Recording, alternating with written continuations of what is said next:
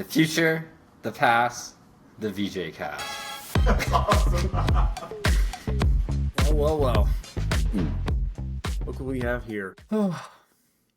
So, we're doing the VeejayCast. This is a new thing we're going to start. I kind of came up with this idea because I was looking for an accountability partner, really.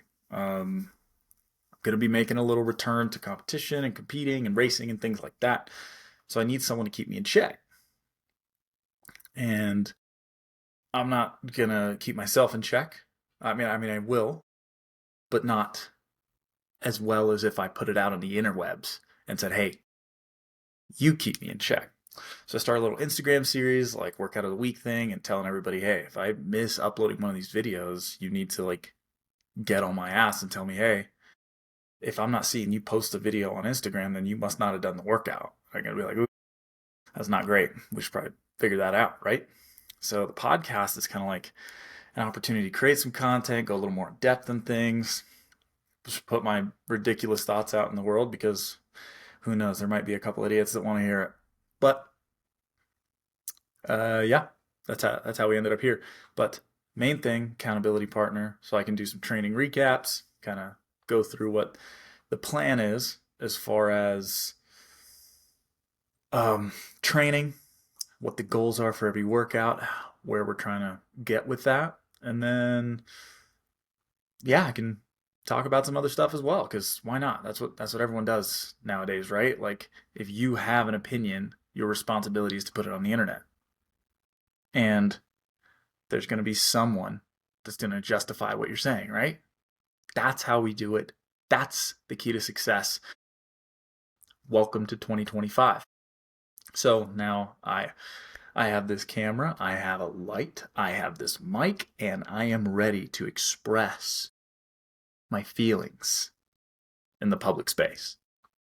So thanks for being here. Thanks for tuning in to episode 1 of the VeejayCast. Now, let's see. Running a podcast. Being a guest on a podcast, not a new thing. I feel very comfortable in that sense. Someone else take the driver's seat. Someone else take the wheel. Steer me where you want me. And I perform well in that scenario. Now I'm the driver. I'm the captain now. And we got to figure that out. We got to figure out what that looks like, right? So, I got my handy dandy clipboard here, and we're going to figure out what we want to talk about, because obviously there's going to be a training recap here. And we're going to talk about, those sorts of things. But every week, probably going to do little life updates too. Maybe talk about some racing that went down. Like, we just had High Rocks happen yesterday, 2 days ago. Some amount of days ago it happened, but I watched it. I watched it happen. Because High Rocks is really great to watch. Great product. So we can talk about that. Saw some unfairness happen out there. Maybe not unfairness, but just it felt bad to watch. Tough, really. But yeah, so the VeejayCast is obviously an accountability partner for myself as far as training and content, but at the same time, it's going to be to let you guys know what I'm thinking. And what I'm thinking right now is I want to race again. That's what I want to do. So let's take a step back, right? I was born. No, not that far back. High school. It's still too far back. 2023. 2023 was a decent year, right? It wasn't great. Obstacle racing in North America was pretty much exclusively Spartan race. Savage did have their competitive series, but it's exclusively on the East Coast. So if you want to travel, you can get there. But the real competition was still at Spartan race, right? That's the way of the world. You want to compete against the best, you got to go to Spartan race. So that was when they premiered the 3K series as well, and that's obviously going to be really up my alley. I'm going to be excited about a 3K race. At least the opportunity for me to win, because who doesn't love a race that's just built for you and designed, and then here you go. Takes a little bit of the challenge out in the adventure, but hey, you know what? It is what it is. That being said, really stoked about it. So was competing, still trying to be as much of a full-time athlete as I could, still working part-time jobs. As the sport kind of went downhill, the management of the sport Spartan kind of monopolizing the space and then the lack of media attention, it kind of became hard to keep that dream alive, but I was still pursuing it because that's what I love doing. It was my passion. And if you can stay afloat while chasing your passion, you're going to do it because you're passionate about it. That's what you love doing. But we were racing, doing well, was able to win the Spartan World Championships for the 3K. When we all got there, that was the only Spartan World Championship. And then they're like, oh, by the way, tomorrow's the Beast World Championship. It was supposed to be just a Beast race, but it wasn't the Beast World Championship. But I think somebody was like, hey, like, is this the World Championship? And then David Watson was probably like, sure it is. And that's kind of what happened there. Quote me on that. So, anywho, besides the point. Finished that, was kind of feeling like, I'd done those things. Like I'd been chasing a Spartan World Championship for a long time. It wasn't the Beast, but it was a Spartan World Championship with the best athletes in the world showing up. So that felt good. Like whether or not it was a Beast or not, like that was the stiffest competition we were going to face all year in any event. So I was very happy to be able to win that. And I kind of felt like there was only one thing left for me to do. And that was to chase the Trifecta World Championships. Trifecta World Championships is kind of the best event Spartan has, realistically. So in early 2024, I started kind of turning my sights towards that. That was the one thing I wanted to do. And then I was kind of planning on stepping away from OCR, maybe attempting the hybrid thing. And that was kind of the plan at the time. Now, what's the plan? Ooh, let me click this real quick. So early, when I got back from Dubai Games in 2024, it was, all right, we're going to turn our attention towards Trifecta World Champs, really dial in for it. I know the athletes in Europe are really competitive, really fast. Basilica's lightning quick. Hynek's really strong. We got to pursue that race. That's like the last thing to check off your list and feel like you really did a lot. And that's what I wanted to do. So I had to be ready for a lot. So I started training harder, up in the volume, kind of committing to that. And I had a mishap. I had a mishap at a local trail where there was still a little snow on the ground. It might have been March or April. I think it was March. And I ended up stepping in some snow, pounding on a root, rolled my ankle over, and it immediately blew up. It blew up big, dude. It was bad. And I knew it was bad right away. I literally hit the deck, rolled over, and was like, no, no, no, no, no, no, no. I looked up and I was like, no, why, no? Because I'd finally like had a goal and I was really excited to pursue it. And I was like, man, this ain't gonna work out. So I had no service on the back of this mountain. So I turned to just hobbling up the mountainside so I could get back to service and give Sarah a call for her to pick me up. Once, or not once, but during that time, I started thinking about, life, racing. This is my first real injury. I've had little things happen, fall down, bruises, whatever. But this was like an injury that was going to set me back a while. It was a pretty bad sprain. Like it got really fat. I just stuffed snow in my sock to try to cool it down right away. I knew it was bad. And yeah. So I kind of took it as a sign from the universe at the time. I was already kind of struggling to make ends meet. Things weren't great, and I wasn't ready to give up on it yet. Wasn't ready to give up on the sport that I'd kind of pursued for all of my adulthood. And I took it as a sign like you need to figure things out and you need to start being an adult. You need to grow up. You need to go get a job. You need to start taking care of your life. So I completely stopped training cold turkey, pulled out of everything, started taking my work more serious. I work in the golf industry, and I decided, I'm going to start pursuing this. I'm going to get recognized by the PGA. I'm going to go through the associates program. I'm going to learn everything I can there. I'm going to start teaching golf. I'm going to start career building, really focused on that. So I went from full on trying to make my passion my job And then I just turned around and said, you know what, I'm gonna make my job my passion. I'm just gonna dive into work and not do anything else. So I didn't run, I didn't lift, I did nothing. I just dove head first into being an adult. And I think at the time that's kind of what I needed. I needed a break, I needed separation, and I went like that for a year and a half.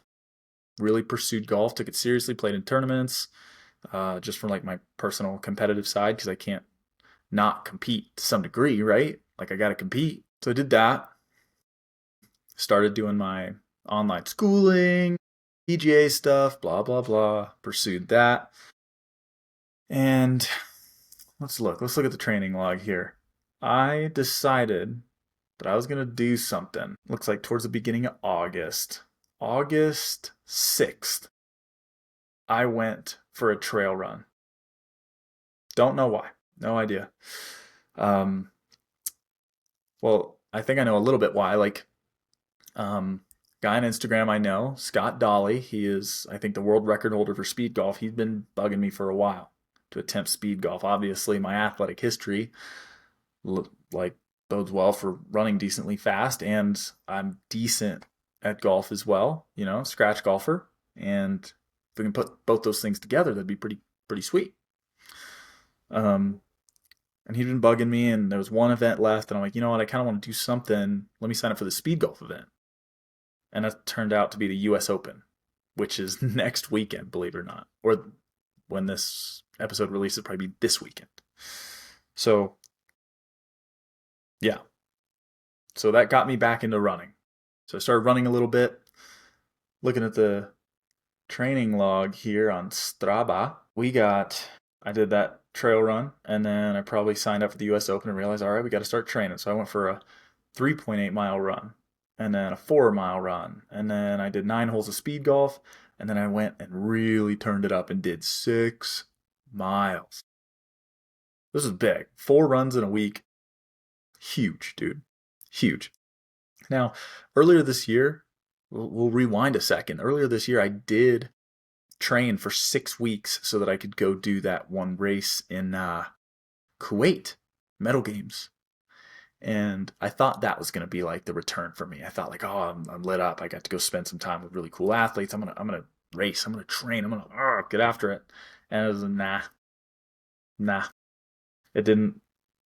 I wasn't ready yet. I guess training was like I was doing it, but it wasn't that fun. It was kind of whatever. I kept training for a little bit after that, and then just was like, ah. Like this, I think the sport still wasn't in a great spot, and I don't think the sport's necessarily in a great spot right now. But I feel like there's a part that I can play. Right, we'll get into that later. Anyway, now I got a little carried away. I started training a little more, building up mileage. 4 runs that week, 4 runs the next week. Goodness gravy. Then we went heavy. We're like, all right, we're going to dive in, go hard in the paint. Did 6 runs the next week. Ran 38.8 miles. I think I made a mistake because that hurt. So then the next week I only did 22 miles.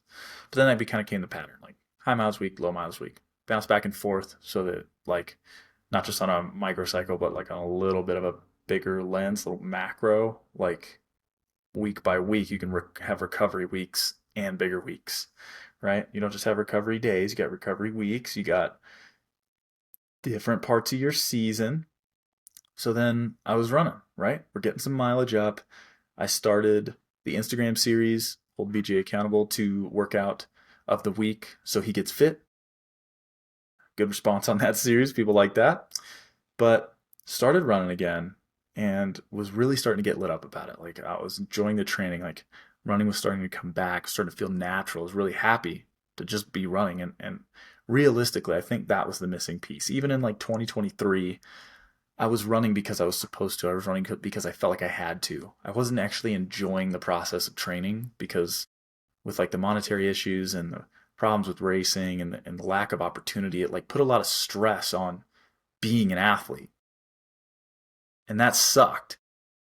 And it put like this tension between this thing I loved and like me needing to be as good at it as possible because of how little opportunity there was. It's like if I didn't win every race I showed up to, I was going to lose any like monetary opportunity to kind of keep me afloat. So when I went out to Abu Dhabi for the Spartan World Champs and there was $20,000 on the line, like I needed to win that. I didn't just want to win it. I needed to win that. I needed that money so that I could still pay my rent and live. Just, 20, what was I, 25, and just laying it all on the line. Everything I had, I put into it.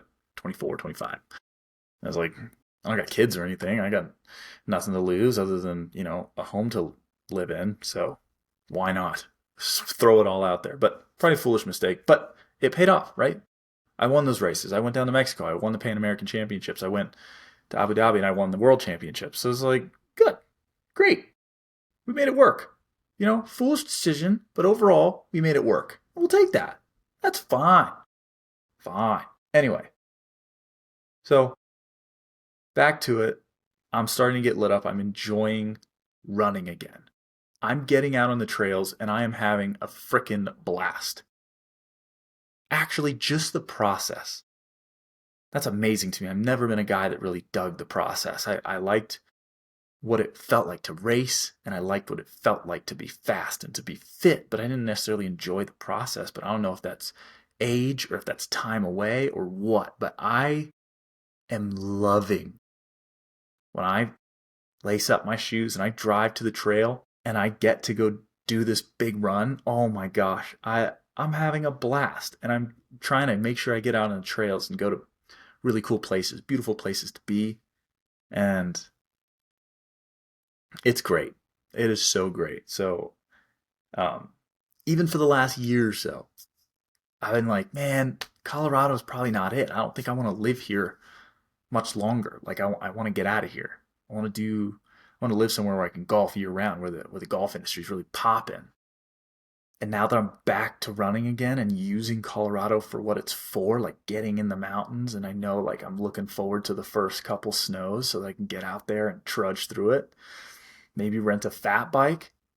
I'm really starting to appreciate Colorado again, and I love this place. And there's a lot of cool plans for Colorado Springs and things that are going to happen here. So yeah, it's kind of like lit me up about like everything, where I'm at. So anyway, I'm enjoying the process, and it's really good. Really happy about it. But anyways, got into a good training set there through August. Ran almost 40 miles, then took an easier week again, went down to 22. The next week bumped up into 33, but that week was a good week in the sense that training was good and I annihilated some speed golf, and it was like big confidence boost. But at the same time, that first, not the first week here, I guess the second week of September is when we found out that we lost Rylan. And that hit hard. That hit really hard. Like when I first saw that post come through on Instagram, it didn't seem real. And it didn't really hit me for a while until I was just at work kind of trudging through some computer stuff and things I needed to get done. And as I sat there and my mind started to wander, I was just, oh my gosh, like I'm never going to see him again. I'm never going to get to travel the world with him again. And it all hit really hard, really fast. Gosh, that was the first. I told my boss, I'm like, dude, I gotta go. I don't want to be here. I just want to go home, go see Sarah. That was the first time I cried in probably 10 years, and it was just tragic, really, because he was such a good person, arguably one of the best people I've ever met in the athletic space. You meet good people in life, and you treasure those relationships. But I don't know if it's the sense of competition and things like that, but like just authentically good people that only want to bring positivity to everyone around them, even their competitors. That's hard to find And he wanted the best for everyone around him, and he would do whatever he needed to positively affect you. And yeah, we lost a really good one, and that sucks for our community. It sucks for the world, um, and he's going to be missed. You know, we had a really beautiful ceremony or a little memorial for him in Colorado here. Cali put that together and made a beautiful little thing where some of us that weren't going to be able to make it over to Utah for his actual memorial, we got to kind of come together, say a few things, and it felt like he was there, man. That was one of the most incredible things I'd ever experienced. Like, we were there and we all spoke about him and our experiences with him and how he positively affected us and the amazing man that he was. It felt like he was there. As soon as we wrapped up and we started walking out on the trail, it started to sprinkle a little bit, and we look up over the mountain where the sunshine was shining right there at the sunset, and this massive rainbow appeared that was gorgeous and one of the most vibrant things I've ever seen. Seen a fair amount of rainbows, but that was something. And I can't explain it. I'm not a super religious guy or anything, but that was something, man. And it felt like he was there. So anyway, I don't want to get too lost on that subject, even though he deserves to be spoken about and deserves to be remembered.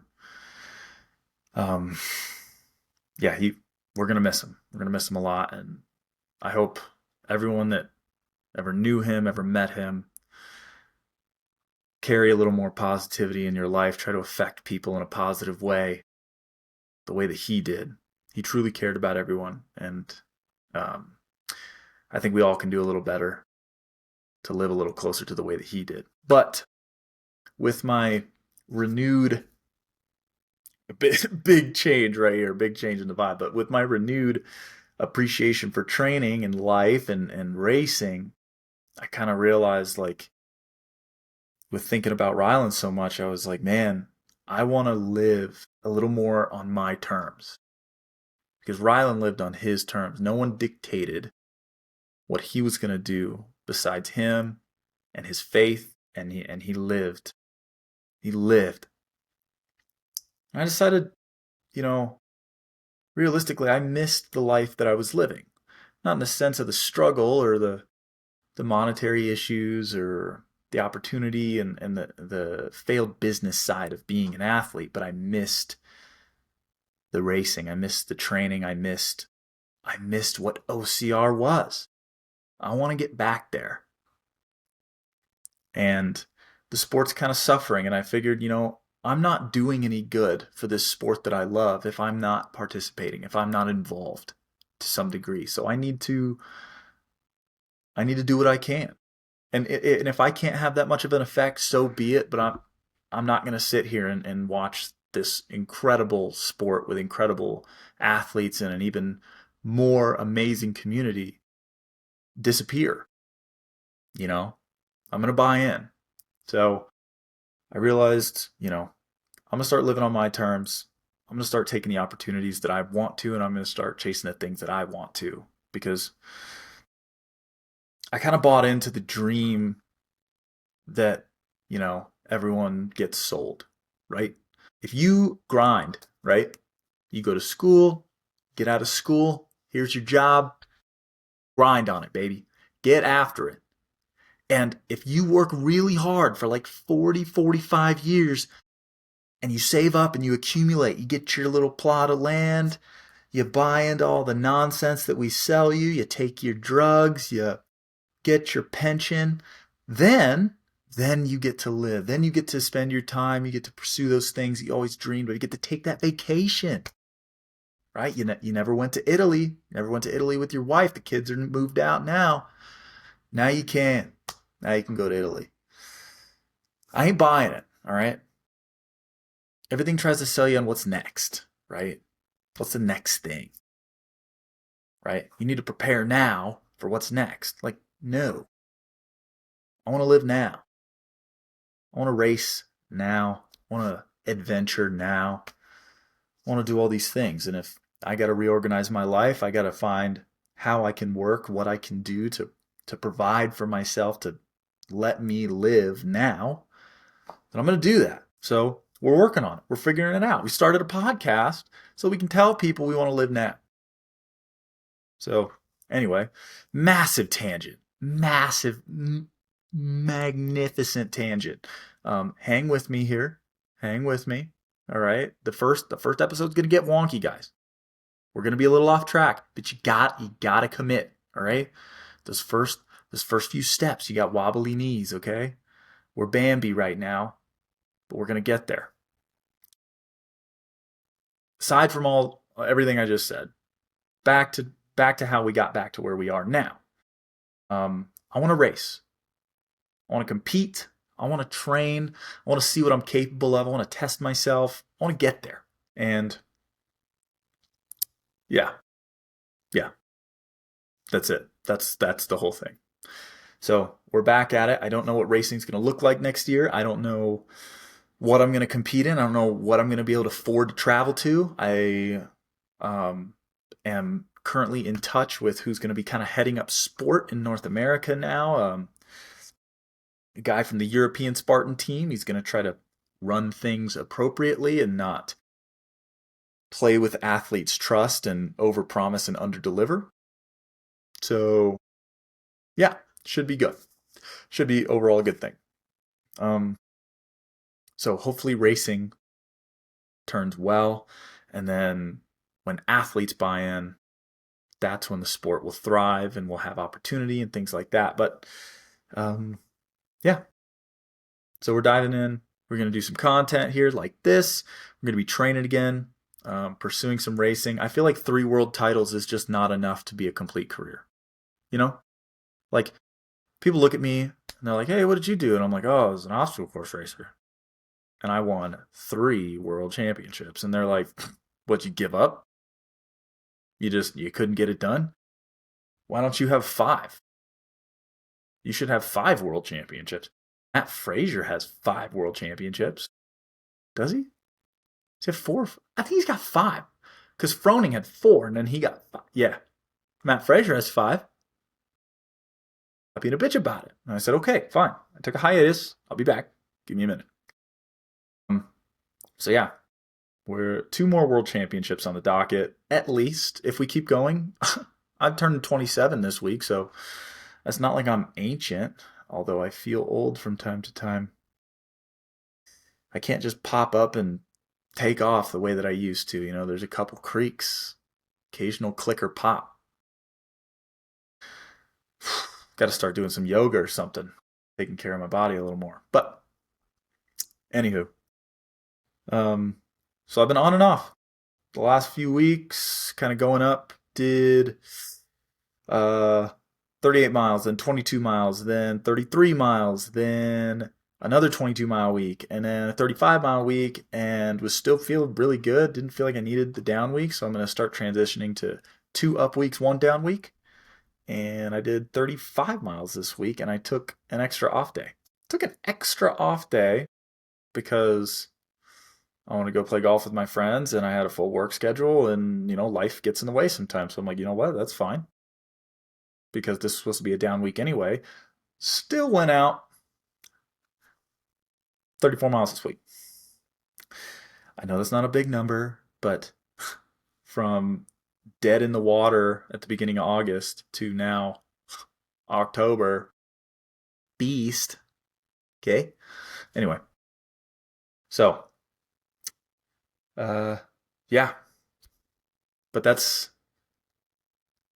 to complete the thought. We are going to dive our way back into competition, and you guys listening right now, if you're still listening, thank you for bearing with me, but you guys are going to help hold me accountable. And every week, I'm going to record a recap of what happened that week, what kind of training we got into, why we got into it, and we can figure out kind a good little format here, things that work, and then I'm also going to share my thoughts on stuff. I'm going to spread my nonsense to the masses because that's social media. That's content, right? Shout out Bo Burnham. Okay, so now that we've gotten past the recap portion of the show, the how did we get here portion of the show, a half hour in, let's get into the training. All right. So I was hitting some kind of intense workouts the last few weeks because I have that speed golf tournament and I only had six weeks to get ready. I think from when I actually started like training. And let's see here. Yeah, I didn't get into it till the end of August when I really started working. And I got some decent workouts in. So I did a treadmill workout that was pretty solid. And that was on the Instagram. So if you want to check it out, check it out. And then my next big workout of the week, I did a 16 by 400, which your boy is slow. And just like did sets of four sets of 400s, with 1 minute rest in between, and then I think 3 minute rest in between each round for a little extra recovery. And I kind of cut down on the pace on each of those to where we finally got. I think we ripped a couple at like 70 or under 70, and dude, I'm just a slow chump right now, but it's all good. Right now, I kind of stepped back from doing those workouts because I felt like I skipped a step. I went really hard, and like I need to force fitness as fast as possible in order to get ready for the U.S. Open of speed golf. And these guys are fast. They're legit fast, and they're good golfers too. So my golf is kind of mediocre right now, and my running is kind of mediocre right now. So I need to just force fitness. Let's smash workouts. Let's see if I do enough intensity in the next 6 weeks. Maybe I can be a real boy. Boy, was I wrong. So I just ended up doing a bunch of intense workouts and then kind of ruining my recovery and not being able to get enough volume. And historically, I have done awesome racing, awesome running off mostly volume and minimal intensity. That's gotta listen to your body sometimes, right? But I've been really good in that like realm. So I realized, you know what, let's back down on intensity a little bit. Let's do like very specific quality work, mechanics based kind of stuff. Teach your body how to move again, for short stints, and let's just focus on getting volume up. Let's focus on low intensity stuff. Let's develop that aerobic engine. Let's build some mitochondria while we're at it, right? And that takes a while. Building mitochondria takes a while. I don't know if you guys know this, but when you're doing aerobic training, right? When you go out for that slow jog, you're trying to develop that fat burning energy system, that oxygen consuming energy system that we love. It's beautiful. It's beautiful. And it takes place in those slow twitch muscle fibers, right? You're actually causing physical structural changes in your cells. And it takes a while to do.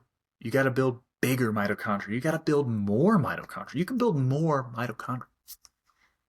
How sick is that? All right.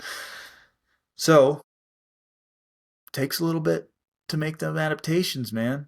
All right. That's why aerobic training takes so freaking long. And you got to take long time to slowly build it up and make those adjustments. And gosh, a lot of times you run out of patience. You're like, let me run fast already. Just let me do it. Get out of my face. I want to go do a fast run because I'm literally a world champion and I'm jogging 8:30 miles because my heart rate keeps getting too high, and because I want to build mitochondria, I'm taking it. Ego check for sure, okay? But it's all good. It's all good. So we went back. We're doing it the right way because now that I'm not just training for the speed golf competition this weekend, I want to accomplish things down the road. I might still want that trifecta world championship, right? And I want to win it in Greece. I don't want to win it in West Virginia. I mean, no offense to West Virginia, great venue. But I think trifecta world champs, the heart of that is doing it in Sparta, doing it in Greece. I went there, all right? I booked my flight before I freaking blew up my ankle and decided to retire and go on a crisis of life. And it was amazing, all right? I just had the random whim. We went out to Greece. I wasn't training. I wasn't running. I'm like, dude, I'm going to go run the beast. Because who's going to freaking stop me? Who's going to stop you? No. No one's going to stop me. I got out there and I said, hey, someone give me their headband. And Manuel Dufault, he gave me his headband. He said, take this, go ahead. And I just went, dude. I just went. I didn't have a timing chip. I had nothing. I just went out there and I went and ran the beast with no training. Because I'm built like that. All right? I'm an athlete. And I was so hesitant, dude. On every trail, I rolled my ankle probably 17 times. And every time it happened, I thought it was over. I had to walk a few times because my ankle could not handle it. So tough breaks out there. But Greece is the place for Trifecta World Championships. So if I'm going to win that, I feel like to do it right, to pay it the respect that it deserves, is to win that race in Greece against the Europeans. Because they own that event. They're the best at it. Until I do it, of course. So just give me some time, man. A year and a half off. Give me a minute. I'll get there. So, anyway, we're building up volume. We're staying low intensity. And this week, like I said, last week, just under 35 miles. This week, 34 miles. And it was meant to be lower intensity day. And I'm trying to do as much trail running as I can.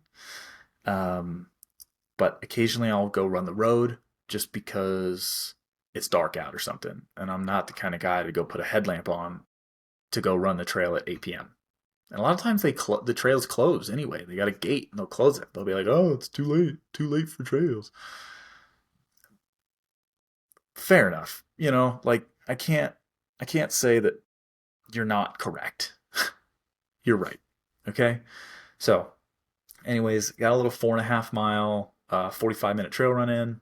I think my legs were still feeling a little beat up from the 12 miler I did on Sunday. But it's all good. So did a short one, felt good. Next day was feeling great. Got back from work, a little golf practice, and I had 9. I wanted to go a little more than an hour. I wanted to go 70 minutes and just nice and easy. But I was gonna go run the roads, and I didn't really know what road running felt like lately. So I put on the Hoka Cielo X1s, put some carbon plated shoes on just because I'm like, what if I just get carried away? What if I feel good? And I did. Popped a little 9-miler there. I mean, average pace is still only 7:51 because I am a slow boy. But I gotta say, I think I did 5 by 30-second strides on the way back down, and your boy started hitting some pace. Started getting some speed, dude, and it felt efficient. It felt good. It felt light. Man, when I get that pop back that I used to have, when I get that pop in the legs and that stride, dude, it's going to be sick. It's going to be sick. Okay? I'm going to be so stoked to see it. Let's see if we can find these intervals. Because I clicked a couple intervals. Yeah, let's look here. We have these strides at the end. Yeah. Let's see this. Yep, did 30 seconds at 5:15 pace, 5:23 pace, 5:16 pace, 5:16 pace, ended the last one at 4:41 pace. Average heart rate for that one, 152. Borderline aerobic. We were aerobic. It was a little downhill. You know what? Sue me. All right? It's fine. Little downhill, 31 seconds, 4:41 pace, and heart rate came right back down. And that was the first time that I have felt a little bit of that old stride.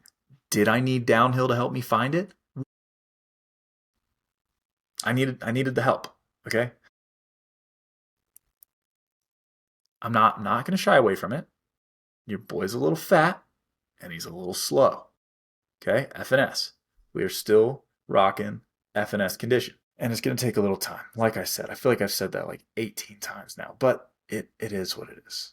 All right. I get lost sometimes. and we'll get better at the podcast thing. So if you're still here, shout out you. Thanks for hanging out. Let's see. Did the 9 miler on Wednesday. Freaking great. Confidence is huge. Confidence is high. Running's feeling great. The stride's coming around. Like, I got a long ways to go. I really feel like I have a full year of workouts ahead of me to get back to something competitive. And that's okay. Right? Then came Thursday. Thursday, I was going to go out. I was going to do a hard speed golf round, really see like what we're capable of because we have the U.S. Open on Saturday and Sunday. So I'm like, okay, let's test this out. And I decided to experiment. I was like, I usually hit 3 wood off from all my tee shots, which I don't usually tee up. I just work that in because it's a little more versatile. But I was like, hey, would it be worth it if I take my driver, gain that extra yardage, but sacrifice the few seconds to tee it up? I thought, let's try it. I didn't use my normal driver that I game, which I probably should have because I've been hitting that really, really well. I took this old M4 I have, this old TaylorMade out there, and I was hitting it pretty good, but the swing really came apart at one point, and I'm a little volatile at times, and I can freak out a little bit here and there.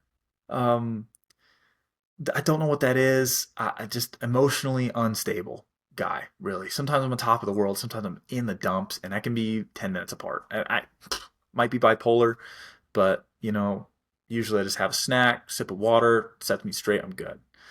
Um, but anyway, I'm on 10, 11, 12th tee box. I tee off. I don't like what I see on that driver swing. So I give the driver like a little bit of aggression in a toss towards the front of the tee box. And the driver makes contact with the ground and decides to shatter into 3 separate pieces. And I realized I was done. I was like, you know what? I am not going to continue on. I'm not going to fight through frustration. I'm also not going to build bad habits right now. So I just walked off, tail tucked between my legs, sat down in the pro shop, and then ended up clocking into work after that. And I was just like, man, what a disappointment you are. You're just a disappointing human being. And that sucks. So on Strava, that run is titled A Failure Worthy of Death. And I stand by that. Anyway, from the 9 miler with strides to 3.6 miles of like moderate intensity, I was just like a little toasted and I needed to have a little fun with my day on Friday. And a bunch of my boys from Cherokee Ridge, the golf course I work at, they were like, hey, come on out. We're playing golf. And I was like, you know what? I'm going to come out. I'm going to play some golf with the boys and just have a good time. And I did. I had a great time with the boys. And yeah, I just needed that. So I took the day off running. It happens. Life gets in the way and sometimes you got to do what's necessary. But set me straight. Was feeling good. We had a tournament on Saturday, a little tournament at Cherokee Ridge, and I wasn't going to enter in the tournament because being one of the golf pros at Cherokee Ridge, it felt wrong to take money from, my members. So I'm not going to sign up for that and just be like, hey, you know what? I'm the pro here, and you signed up for this tournament for fun, and I'm going to take all your money. Didn't do that. Just signed up for the hole-in-one pot because if I make a hole-in-one, I want $1,500. Didn't win that. Tried though. Got real close a couple times. Didn't work out. Anyways, we had that tournament on Saturday. I ran 5 miles right in the morning before the tournament. Woke up early, got that run in, went to the tournament, played some golf, had a great time with the peeps. And then Sunday morning, I'm trying to figure out the speed golf thing, try to fix my bad habits, bring my good golf into when I'm playing speed golf because my running is good on its own right now. My golf is good on its own right now. Like I think for my last like 2 or 3 rounds, I'm a handful under par and I'm like playing good golf. I just can't seem to do it when I'm speed golfing. As soon as the fatigue sets in, I start developing or bringing back these old bad habits. Same as like running mechanics, right? You try to teach someone running mechanics, try to teach them to move a certain way. As soon as the fatigue starts to set in, your central nervous system goes like, whoa, whoa, whoa. little bit of fatigue going on here. I think we might die. Let's not try anything new. Let's resort right back to your bad habits that we're trying to correct.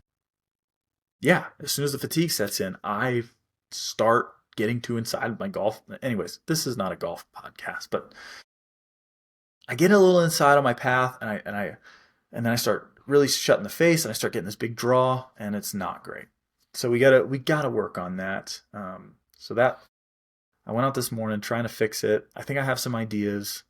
I got 2.5 miles in before that, and then my buddy Jack Bauer, love that guy. All right, he's been great for me, great to me, and he's starting to run with me a lot and kind of get my ass in gear. You know, um, I'm glad to have him around. Glad to be able to train with that guy. Um, Magnificent human, and he's all over the place right now. He got back from Japan, sleeping all weird hours of the day, but he made sure he was going to come out and he was going to get. We agreed on a 90-minute trail run, and we went and ran around Mount Herman. Funny story. Mount Herman is where I exploded my ankle and retired my obstacle racing career. And we faced those demons today, this morning, today. We went out there. I ran successfully. I rolled my ankle 3 times. None of them were bad. But I found that root. I found the root that was hiding under the snow that popped my ankle. I showed it to Jack. You can ask him. Go ask him. Please do. Message him on Instagram. Jack Bauer OCR. Say, hey, do you see that root that ended VJ's running career? And he'll be like, yes, I did. And he'll say that VJ went over, pointed it out, called it a bitch, and moved on. And I finally finished that run. That's what I was thinking about. As soon as we went past it and I started running through the aspens, and it was a great run. We had so much fun. I had so much fun. I was smiling half the time. And like I said, enjoying the process again. It's great. It's really great. But gosh, I confuse myself sometimes. But I've just felt like I was finishing the run. I was finally finishing that run that I started in 2024, in like March of 2024. I finally did it. I finished that run. That was great. Had an awesome time. Got the volume in. Strava says, let's see what Strava says about me right now. I probably gained some points, right? I mean, we only average like 9:45 pace, but there's decent amount of climbing and then a lot of switchbacks and stuff. It's tough.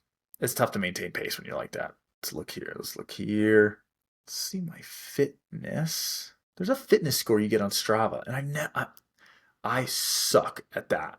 Like I've only ever gotten that the fitness score or whatever, like out of 100 on Strava. I maybe got that up to like 50 at one point because I'm like terrible at training, at staying consistent. Even when I was top shape, like tip top shape, it was terrible. Let's see my all-time fitness score. What was the highest I ever got? My fitness. Look at this. What year is this? Show me what year this is. All the way back to 2017. Look at this. Highest my Strava fitness score ever got. 62. Higher than I thought. But that's out of 100, dude. That's a D. That's a D. Oh my goodness. I got 57 at one point in 2018. 2018, I hit a high one. 2019, I hit 59. And 2019, my running was mint in 2019. Oh, I look back at that Seattle race, and that is still, in my mind, the best running performance I ever had. That was nice. You want to see some elite jogging? Go watch that 2019 Spartan race. Top notch. Anyway, then I hit but let's look from 2022 on. Fitness hardly ever cleared 50. And the amount of training that was done, minimal. So look, I suffer pretty hard from imposter syndrome. right? Like feeling that a lot of your accomplishments are more luck than hard work and you don't really belong there. I still think I'm right to a certain degree. Like I don't I don't where I'm at. Like the world championships that I won, I think I earned one of them. I think the other one's like it was literally pure talent and zero hard work that got me there. To those were to like my Spartan World Championship win. That was just pure talent. There was no those there were 10 people in the field that trained way harder than I did and worked way harder and put way more hours in. And I just won it because I'm just built like that, you know? And it felt really good to win it. It was mostly for the money at the time. But like it kind of took the reward out of it because I didn't feel like I really earned that, you know?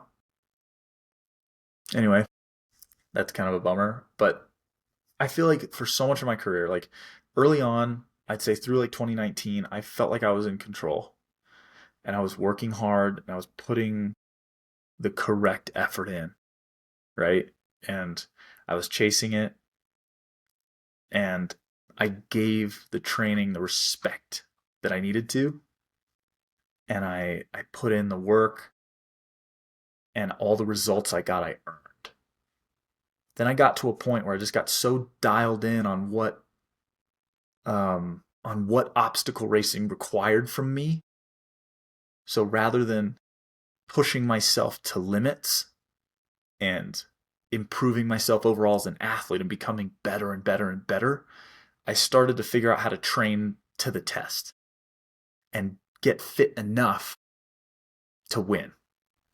And so I became very like results oriented. Um, and I only did enough to win. I didn't do enough to like really achieve something or really test my limits and show what I was capable of. Because in my mind and in my experience and seeing what I've done and what I think I'm capable of, I feel like I should be capable of a lot more. I should have a lot more. You know? I should have done more. And that's my probably my main goal now. Besides trying to put work in to helping grow the sport and helping get athletes to buy back into obstacle course racing in North America and kind of representing the US on the world stage again. Like those are big things for me. Like those are big goals. But for me personally, like in this new fitness journey and the new training that I'm going to get into, my main goal is to feel like I earned the results that I get. I don't want to feel like I just talented my way through it. I don't want to feel like I just, you know, figured it out or it's hard to explain, but I want to feel satisfaction from the work that I put in.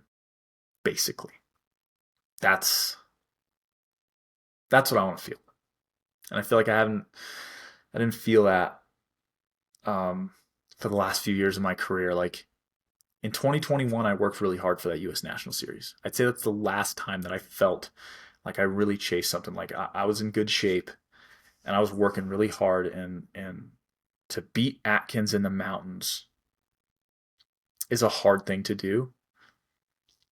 And I felt like I really earned that. I wanted it really bad, and I think he had the capability to beat me that day, and I just caught him a little by surprise. And I think it purely came down to I wanted it more that day. I think he was still the better athlete. So um, yeah, I want to feel good about the work that I put in, and I want to feel like the work that I'm putting in is living up to what I know I should put in, if that makes sense.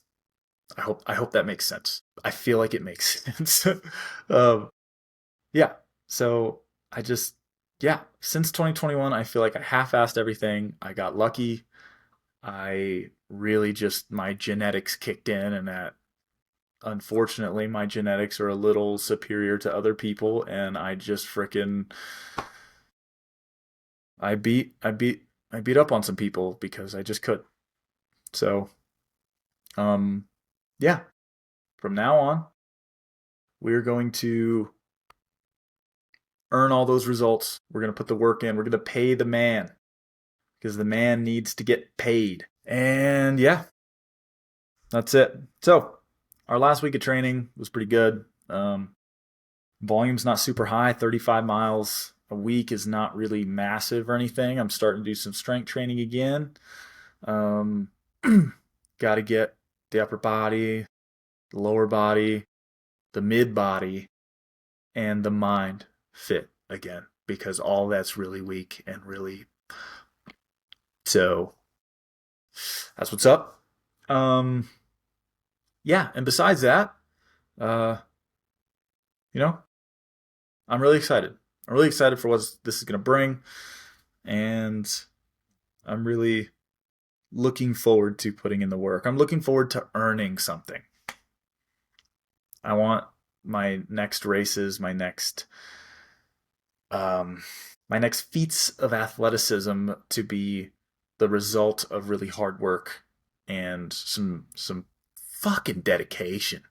You know, like it's such a weird feeling to look back on like literally, winning national series races.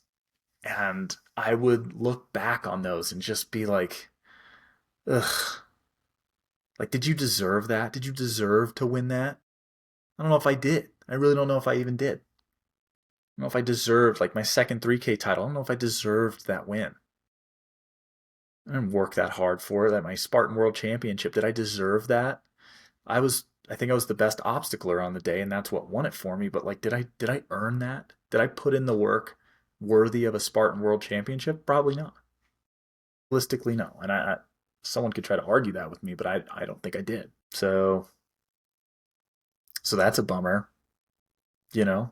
Yeah, yeah. Let that sink in. Um, so yeah, just chasing that feeling, chasing the feeling that I earned something. So yeah, thanks for tuning in. Thanks for listening to the first episode of the VeejayCast. We had some highs and we had some lows, but that's life. This podcast is reflective of life, what life brings. It brings good, it brings strange, it can bring a little bad from time to time, but overall, we're on the uptick, and I hope you guys are too. Um, looking towards the future here for me.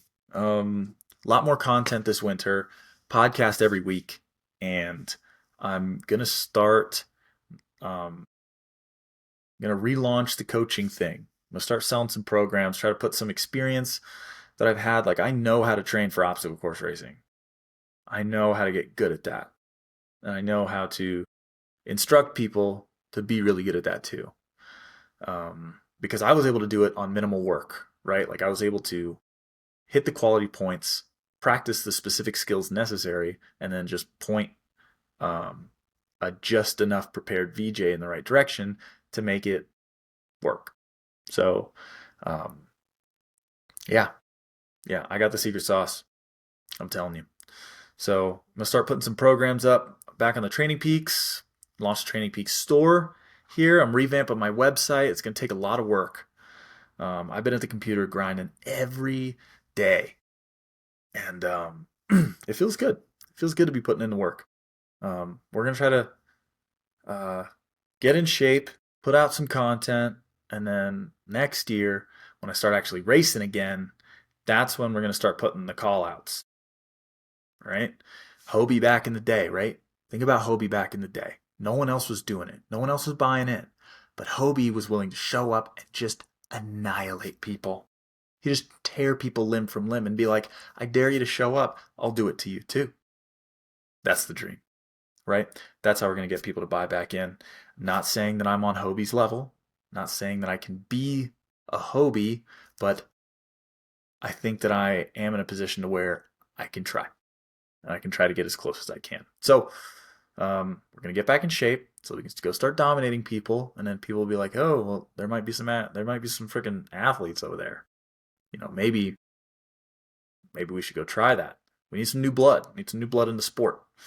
Um, so yeah, I will catch you guys next week in episode 2 of the VeejayCast for another training recap. We will have updates on how Speed Golf US Open went. We will finally get to watch the coverage for the Spartan Super World Championships, and I won't ramble on. I won't just blah, blah, blah as much.